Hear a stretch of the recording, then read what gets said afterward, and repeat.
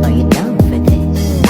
If you're in the mood, we can take it to the moon.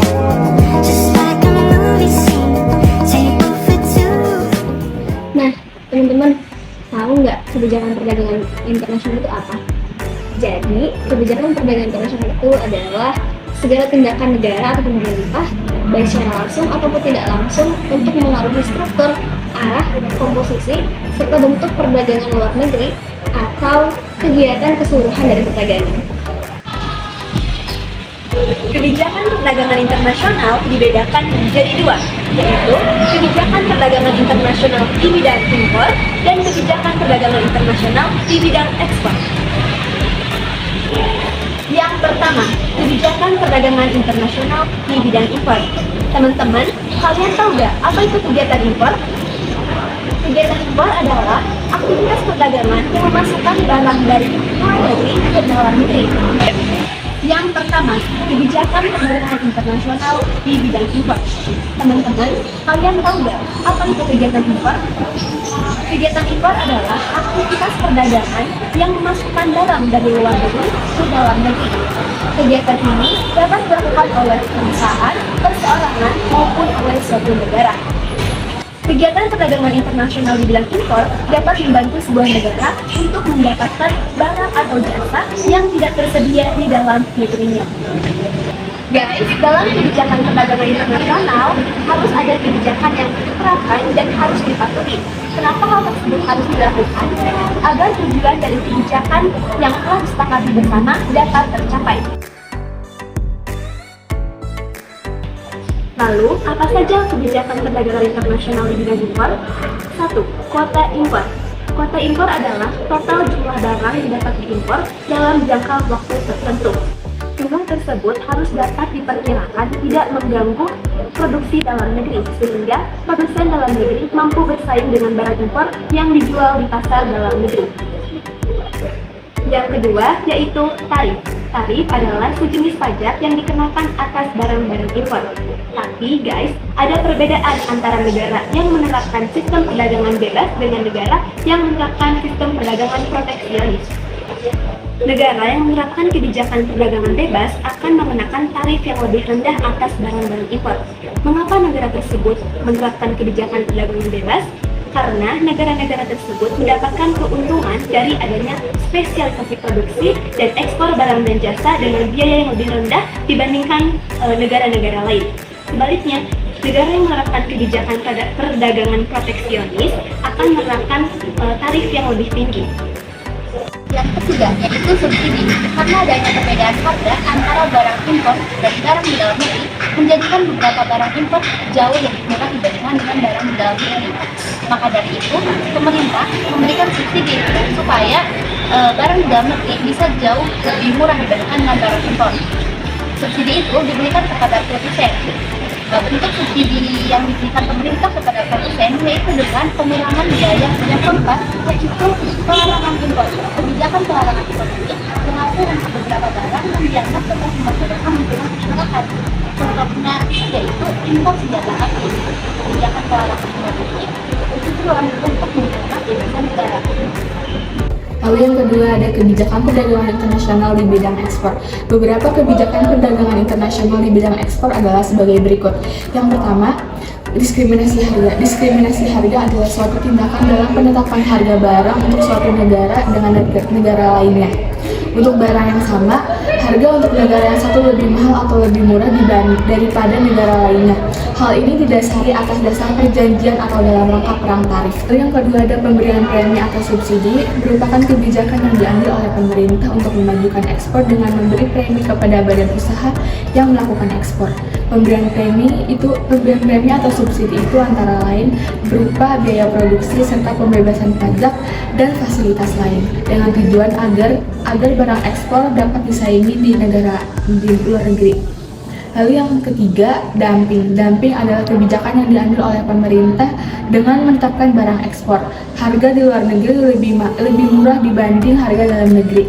Cara dumping ini dapat dilakukan jika pasar dalam negeri dapat dikendalikan atau dikelola oleh pemerintah.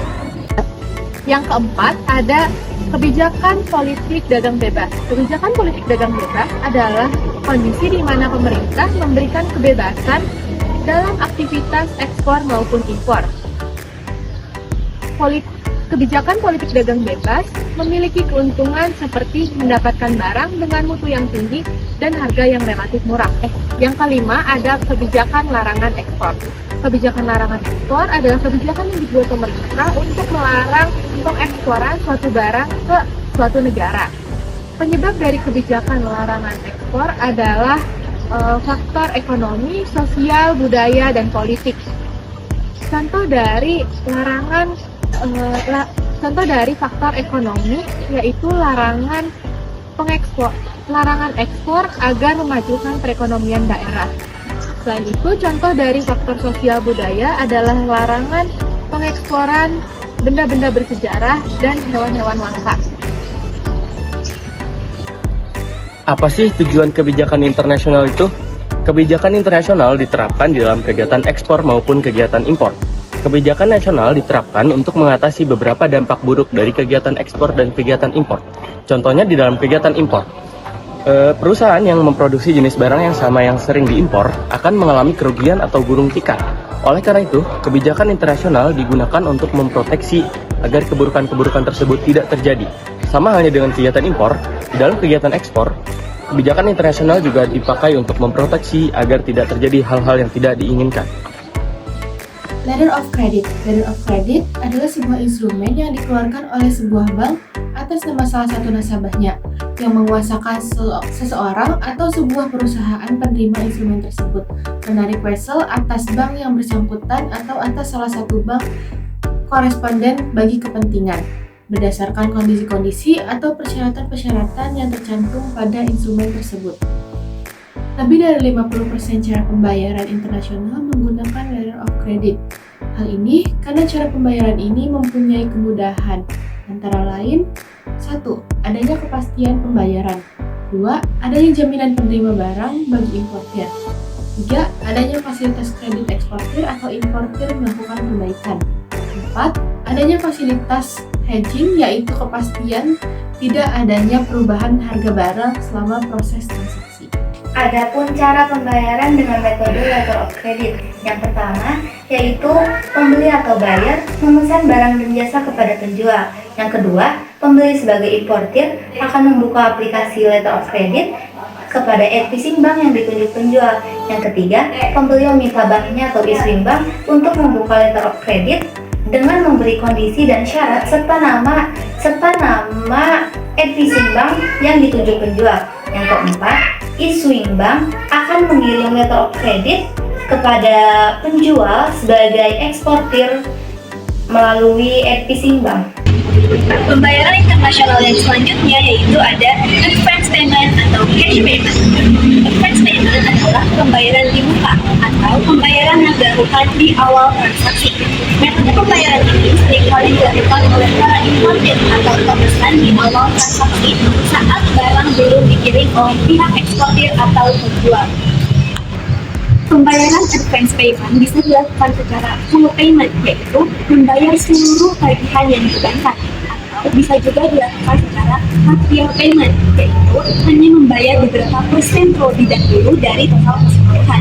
Nah, jika pembayaran ini sudah dilakukan, maka perusahaan yang bertugas untuk mengekspor barang akan mengirim barang dagangannya kepada pembeli. Lalu, bagaimana cara pembayaran advance payment?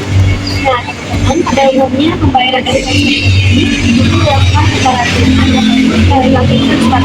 Nah, nilai transfer sendiri hasilnya sama seperti transfer antar bank, namun dalam hal ini transfernya antar bank. Open account merupakan kebalikan dari advance payment. Metode open account sendiri dilakukan dengan cara importir membayar barang terlebih dahulu, baru barang akan dibayar oleh pembeli saat barang tersebut sampai. Open account ini sangat menguntungkan bagi pembeli, karena pembeli bisa membayar setelah barangnya sampai. Contoh dari open account sendiri di masa sekarang yaitu contohnya di kalangan anak muda ada cash on delivery. Jika kita memesan barang secara online,